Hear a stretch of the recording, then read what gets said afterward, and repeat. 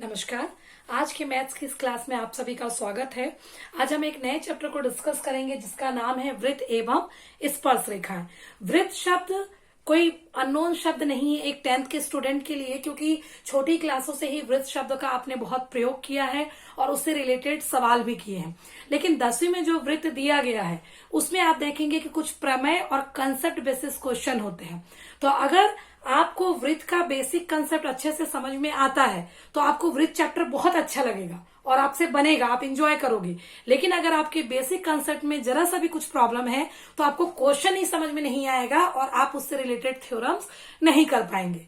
तो इसीलिए आज हम वृत्त के बेसिक कंसेप्ट को समझेंगे ताकि आगे चैप्टर को कंटिन्यू करने में हमको कोई भी प्रॉब्लम ना हो। तो चलिए सबसे पहले शब्द का मीनिंग देखते हैं कि वृत्त है क्या, है ना, कि किसे हम वृत्त कहेंगे, किस टाइप के डिजाइन को हम वृत्त बोलते हैं, कौन सा चीज वृत्त है, कौन सा चीज गोला है। जैसे अगर मैं आपसे एक शब्द पूछूं, जनरली बच्चों से अगर एक क्वेश्चन किया जाए कि आपके कान की जो बाली है गर्ल्स की वो कौन से डिजाइन की है, या फिर आपकी मम्मी जो चूड़ी पहनती है हाथ में वो कौन सी है, तो जनरल लैंग्वेज में लोग सीधा बोल देते हैं वो गोल है, जो कि सबसे बड़ी गलती है।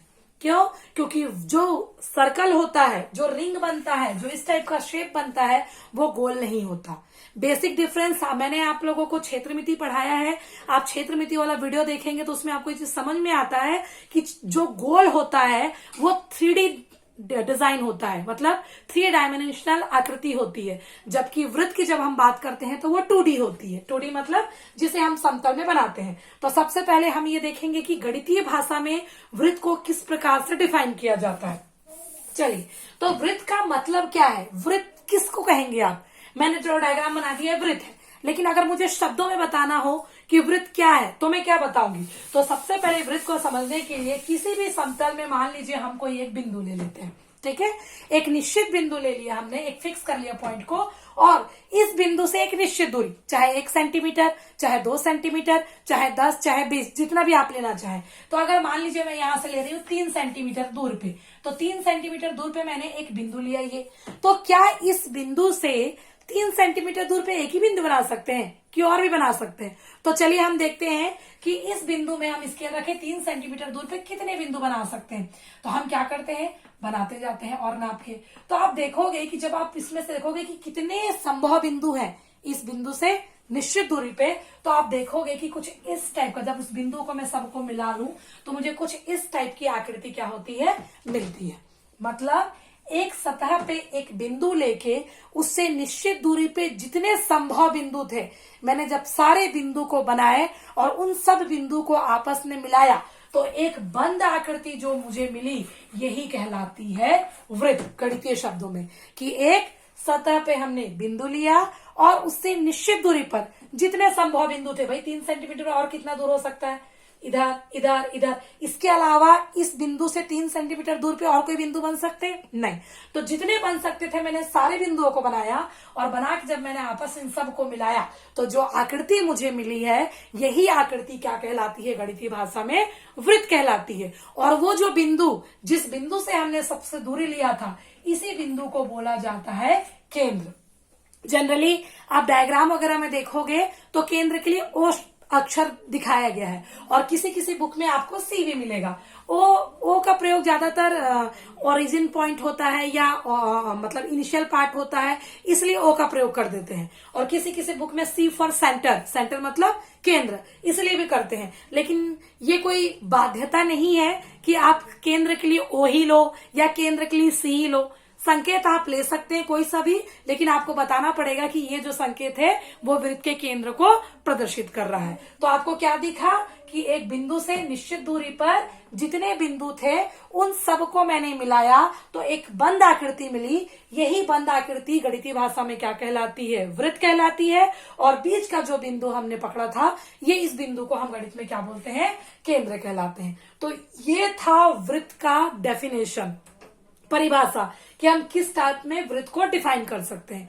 अब हम क्या करेंगे, वृत्त से रिलेटेड चीज है, मैंने पहले से यहाँ पे लिख के रखी है, जैसे जीवा, वृत्त का चाप, वृत्त खंड, त्रिज्य खंड और सर्वांग समवृत्त। इन चीजों को अगर हम अच्छे से समझ लें तो ये चैप्टर हमारे लिए बहुत इजी हो जाएगा। तो चलिए नेक्स्ट पार्ट पे चलते हैं। क्या करेंगे हम, जीवा। जीवा एक्चुअली होती क्या है, उसके पहले मैं एक और शब्द को आपको इंट्रोड्यूस करवाती हूँ, परिधि, है ना। परिधि जाना पहचाना शब्द है, लेकिन उसको एकदम सिंपल लैंग्वेज में वो करते हैं। जब हम आयत की बात करते थे, इस टाइप का कोई खेत है या कोई आयत है, तो आपने एक शब्द पढ़ा था, वो था परिमाप। बहुत छोटी क्लासेस में, मेरे ख्याल से 2 या 3 क्लास में ही आप परिमाप शब्द का प्रयोग देखते हैं। कोई सा भी टेढ़ा मेढ़ा टाइप का इस टाइप का डिजाइन होता है, वहां पे मान लिखा होता है और ये बोलता है कि आप इस आकृति का परिमाप बताइए। ठीक, तो परिमाप और परिधि। परिमाप का मतलब क्या होता है कि अगर कोई व्यक्ति यहाँ खड़ा है, वो यहाँ से चलना चालू करता है, पूरा चल के वापस आता है, तो जितनी भी दूरी उसने तय की, उस रास्ते की जो लंबाई है, उसी के लिए शब्द का इस्तेमाल किया जाता है परिमाप। परिमाप शब्द का इस्तेमाल आयत, वर्ग, है ना, या इस टाइप से जो डायग्राम बने रहते हैं, इस टाइप के जो शेप है, जो आयत या वर्ग को मिला के बनाए होते हैं, उनके लिए आप देखोगे परिमाप शब्द का प्रयोग किया गया।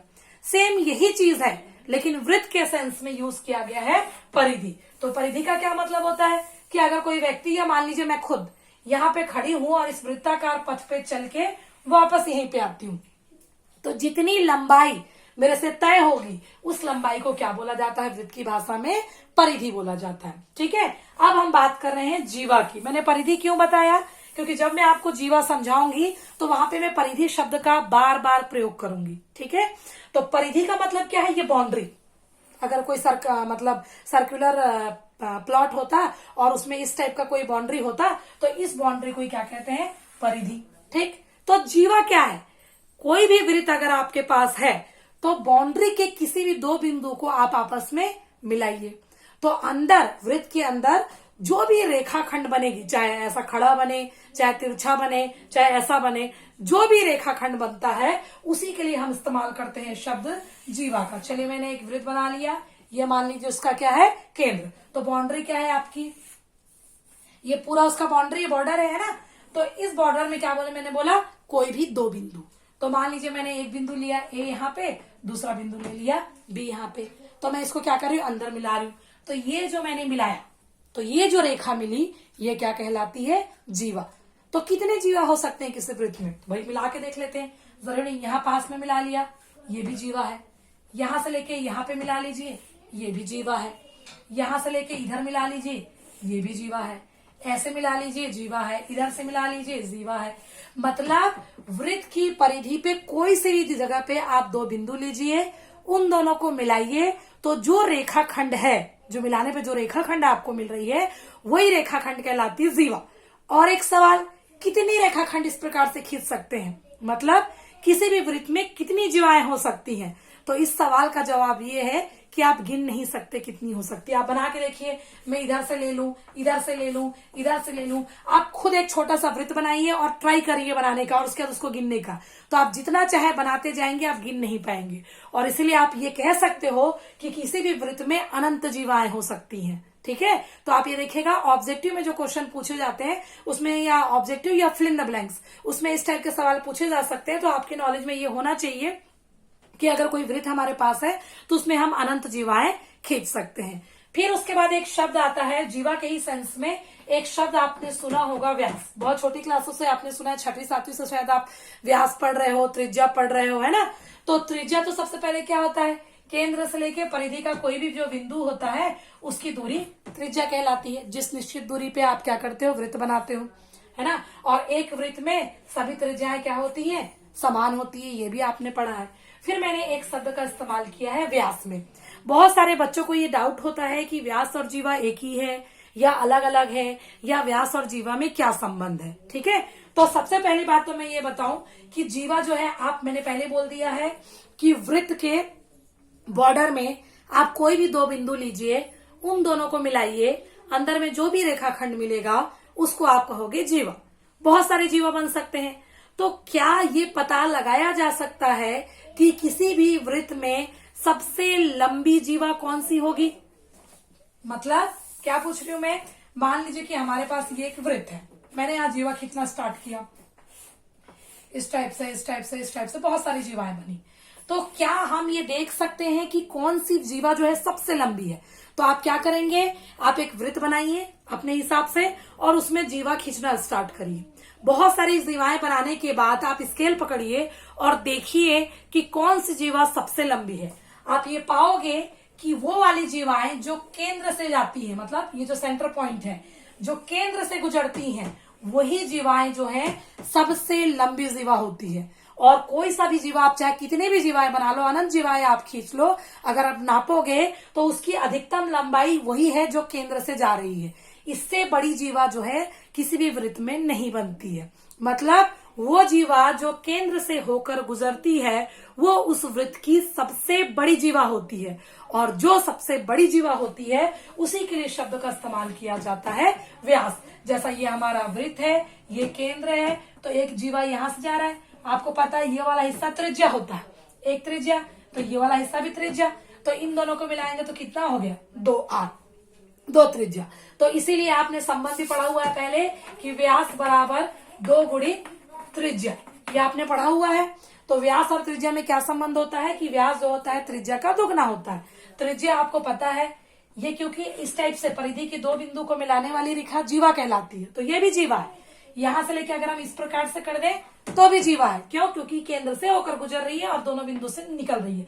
तो ये जो जीवा है आप उसकी लंबाई आराम से देख सकते हैं, 1 त्रिज्या और 2 त्रिज्या। तो जो सबसे लंबी जीवा होगी वो क्या कहलाती है, व्यास। तो 2 इंपॉर्टेंट चीज जो आपकी ऑब्जेक्टिव को क्वेश्चन या खाली स्थान बनाता है, पहला तो ये कि वृत्त में कितनी जीवाएं हो सकती हैं। तो किसी भी वृत्त में हम ये कह सकते हैं कि उसमें हम अनंत जीवाएं खींच सकते हैं। तो ये जो अनंत है, कितनी जीवा, अनंत जीवा। तो ये ऑब्जेक्टिव या खाली स्थान का एक क्वेश्चन हो सकता है। दूसरा, इस प्रकार से पूछा जा सकता है कि व्यास वृत्त की सबसे खाली स्थान जीवा है, तो आप उसमें क्या लिखोगे कि सबसे लंबी या सबसे बड़ी जीवा है। तो ये था आपका वृत्त का व्यास। चलिए, होप सो ये क्लियर हो गया होगा। अगर नहीं हुआ है तो आप डायरेक्ट ऑनलाइन क्लास अटेंड करिएगा, उसमें आप अपने डाउट मेरे से डायरेक्ट पूछ सकते हैं, या जो भी आपने सवाल है आप मैसेज कर सकते हैं मुझे।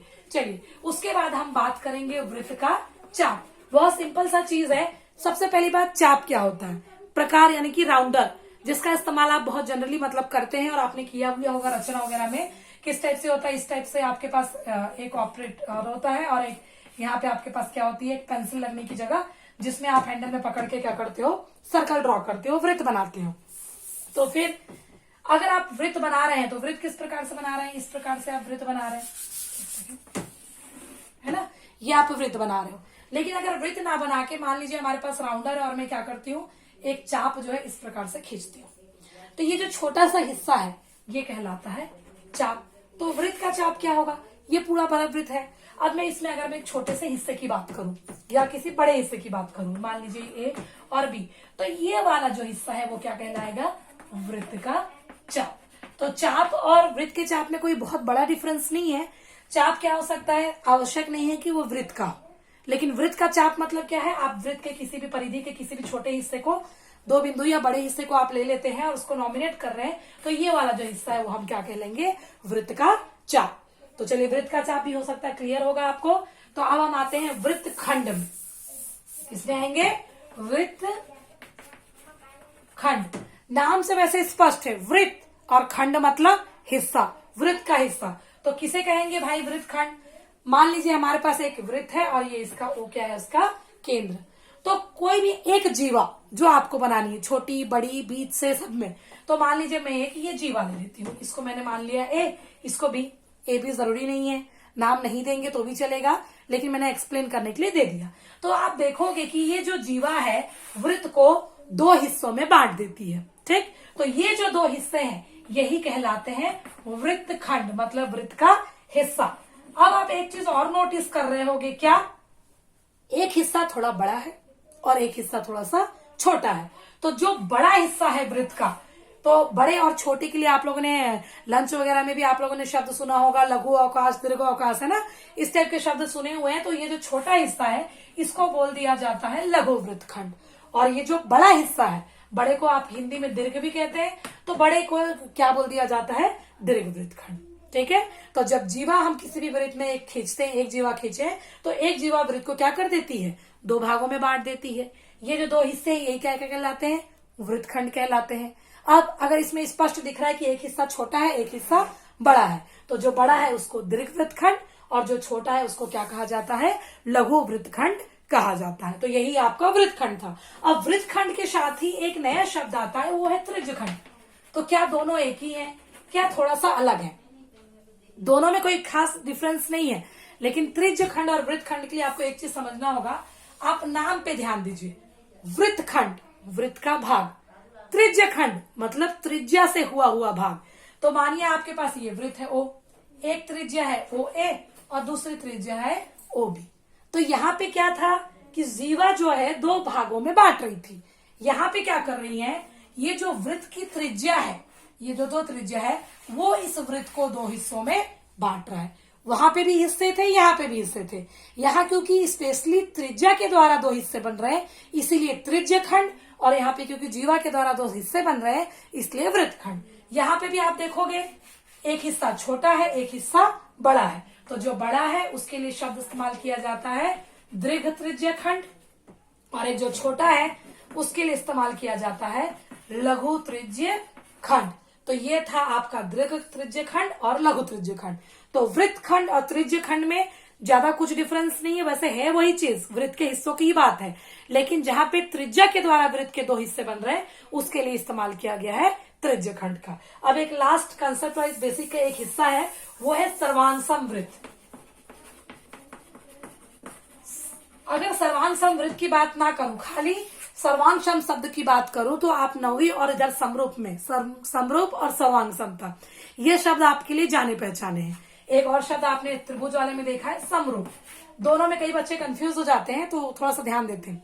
समरूप का मतलब जिसका रूप समान है ना, साइज से मतलब नहीं है। जैसे आप अपनी फोटो देख लीजिए, तस्वीर को, और अपने आप को देखिए, दिखने में आप दोनों एक ही दिख रहे हैं, लेकिन साइज क्या एक ही है क्या? नहीं। तो हम उसको समरूप बोल सकते हैं। लेकिन सर्वांगसम क्या है? सर्वांगसम का मतलब है कि जब हर एक चीज समान हो, दिखना भी समान चाहिए, और जब मेजरमेंट किया जाए, नापा जाए, तो साइज भी एकदम डिक्टो टू कॉपी अगर कोई चीज होगी तो हम उसको क्या बोलेंगे? सर्वांगसम। जैसे कोई दो जुड़वा भाई है, हो सकता है एक ही दिखते हो, तो हम उसको समरूप कह सकते हैं। क्यों? क्योंकि उनके रूप समान है। लेकिन सर्वांगसम नहीं कह सकते। क्यों? हो सकता है हाइट का फर्क हो सकता है मोटे पतले हो। तो रूप और सर्वांगसम मतलब समरूप और सर्वांगसम में बेसिक डिफरेंस है। तो नाप भी समान होना चाहिए। अब हम किसकी बात कर रहे हैं? सर्वांगसम वृत्त की बात कर रहे हैं। वृत्त में सर्वांगसम कैसे होगा? तो ऐसी क्या चीज है जो वृत्त का साइज डिसाइड करती है? त्रिज्या।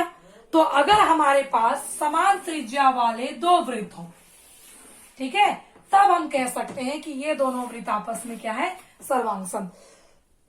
मतलब अगर कोई ऐसे वृत्त हो जिनकी त्रिज्याएं आपस में समान है तो साइज बराबर होगा, और अगर साइज बराबर होगा तो हम उसे क्या कह सकते हैं? सर्वांगसम वृत्त। नाम चाहे अलग अलग हो, एक के केंद्र को सी बता दिया, एक के केंद्र को ओ बता दिया, चलेगा। त्रिज्या ए बी पी क्यू ऐसा सब चलेगा। लेकिन अगर साइज बराबर है कि दोनों का जो त्रिज्या है वो समान है, तो हम उसे क्या कहते हैं? सर्वांगसम। तो ये कुछ पॉइंट्स थे जो वृत्त एवं स्पर्श रेखाएं जो 10वीं कक्षा में है, उसको समझने के लिए आगे आपको ये सारी चीजों का जानना जरूरी है।